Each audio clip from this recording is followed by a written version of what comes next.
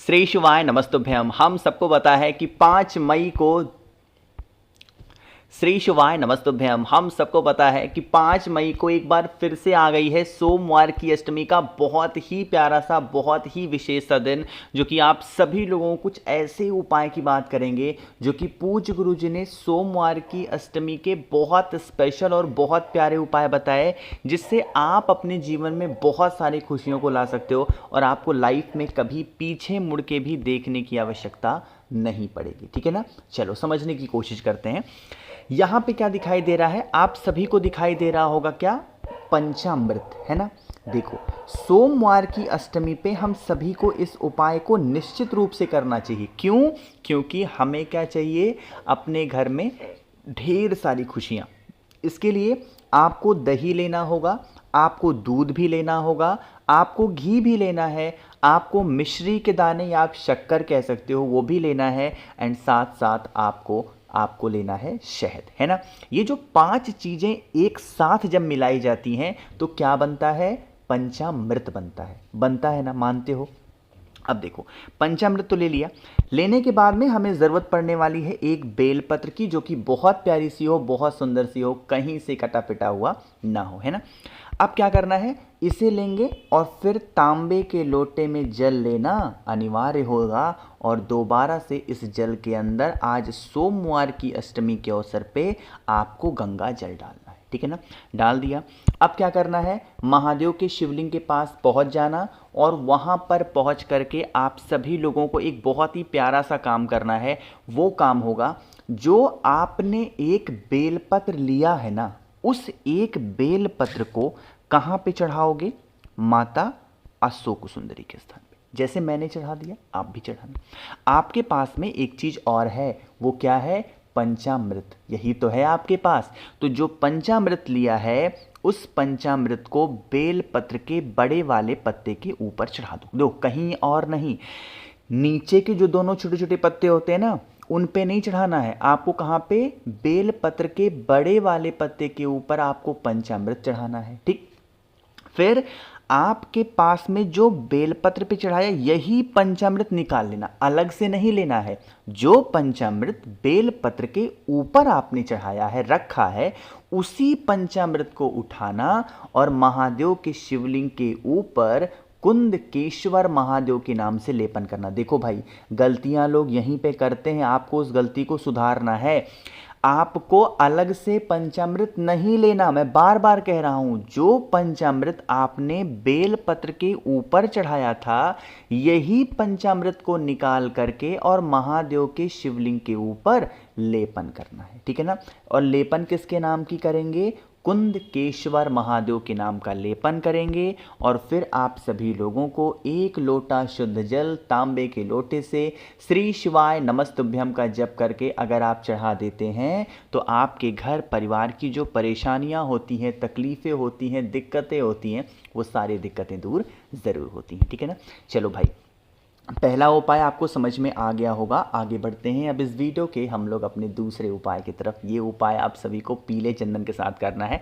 चलो समझने की कोशिश करते हैं इस उपाय के आपके बेनिफिट क्या होने वाले हैं। जैसे मान लो कि आप बहुत ज़्यादा टेंशन में रहते हो, आपकी परेशानियां सॉल्व नहीं हो पा रही हैं, लोग आपको मतलब कहते हैं ना कि मतलब बहुत अलग तरीके से आपको देखते हैं, आपकी कहीं रिस्पेक्ट नहीं है, आपकी कोई इज्जत नहीं है कहीं पे भी ना, तो सोमवार की अष्टमी पे इस उपाय को ज़रूर करेंगे। ठीक है ना, इसके लिए आप सभी को क्या करना है भाई, पीला चंदन लेना। ठीक है ना, बहुत ज़्यादा लेने की कोई ज़रूरत नहीं है, ढेर सारा भर लिया नहीं, थोड़ा सा पीला चंदन। पीले चंदन के साथ में आप सभी लोगों को घर में मिठास लानी है ना हमें, तो क्या लेना है, शक्कर लेना है। बहुत ज़्यादा नहीं, थोड़ा सा शक्कर लीजिएगा। ठीक, साथ ही साथ आप सभी को दोबारा ज़रूरत पड़ने वाली है एक कमलगट्टे की। देखो, अगर आपके घर में धन की कमी होगी तब तो कमलगट्टा लेना, और धन की कमी नहीं है तो कमलगट्टा लेने की ज़रूरत नहीं है। ठीक है ना, अब इन सभी चीज़ों को लेकर के फिर तांबे के लोटे में जल को भरिएगा, जल के अंदर गंगा जल डालेंगे। देखो, जब कोई विशेष तिथि पड़ती है ना हमारे हिंदू धर्म में, सनातन धर्म में, तो गंगा जल ज़रूर ले लिया करो। इसका प्रभाव बहुत ज़्यादा पड़ता है और बहुत जल्दी पड़ता है ना। गंगा जल लेना और फिर पहुंच जाना कहाँ पे, महादेव के शिवलिंग के पास में। यहाँ पर पहुंच करके आप सभी लोगों को कुछ ऐसे काम करने हैं जिससे आपको बहुत अच्छा लगेगा। क्या काम है देखो, सबसे पहले जो मैंने आपको पीला चंदन दिखाया ना, उस पीले चंदन को सबसे पहले कहाँ पे, महादेव के शिवलिंग के ऊपर लेपन कर दो। जैसे मैं लेपन कर रहा हूँ ना, आप भी लेपन करना। पीले चंदन का लेपन करने के बाद में जो कमल गट्टा दिखाया ना मैंने, उस कमल गट्टे को क्या करोगे, पीले चंदन के ऊपर रख देना। जो मैंने आप लोग को तांबे का लोटा दिखाया ना, जिसके अंदर गंगा जल डाला आपने, आपके पास में जो थोड़ा सा शक्कर था ना, उस शक्कर को कलश के अंदर ही डाल देना। बातें समझ में आ रही क्या मेरी? उस कलश के अंदर क्या डालोगे, शक्कर। अब यही जल उठाएंगे और महादेव के शिवलिंग के ठीक ऊपर, उसी कमल गट्टे के ऊपर अगर रिद्धि सिद्धि का ध्यान करके आप चढ़ाते हो तो घर में कभी धन की कमी नहीं होगी। अगर कुंदकेश्वर महादेव के नाम से चढ़ाते हो तो आपकी मनोकामना पूरी होगी। अगर हाटकेश्वर महादेव के नाम से चढ़ाते हो तो आपके घर में कभी लड़ाई झगड़े नहीं होंगे। और अगर अवधूतेश्वर महादेव के नाम से चढ़ाते हो तो घर से कष्ट खत्म होंगे। देख रहे हो, एक ही उपाय में कितनी सारी चीजें आपको मिल गई हैं। तो आपके घर परिवार के जो कष्ट हों, जो प्रॉब्लम्स हों, उनके लिए उपाय को करिएगा, ठीक है ना। चलो भाई, तो 2 उपाय आपको समझ में आ गए हैं। आगे बढ़ते हैं अब इस वीडियो के हम लोग अपने तीसरे उपाय की तरफ। बहुत स्पेशल सा उपाय, बहुत प्यारा सा। लेकिन काफ़ी लोगों का कहना था कि भैया हम लोग रुद्राक्ष नहीं ले पाए हैं। तो आप जो लोग रुद्राक्ष लेने से चूक गए, अभी तक 10,000 से ऊपर लोगों ने इधर 5 दिनों में ऑर्डर किया है, जो भी लोग चूक गए हैं वही सेम ऑफर दोबारा कर रहा हूँ, सिर्फ 24 घंटे के लिए, 5 मई को रात 12 बजे तक।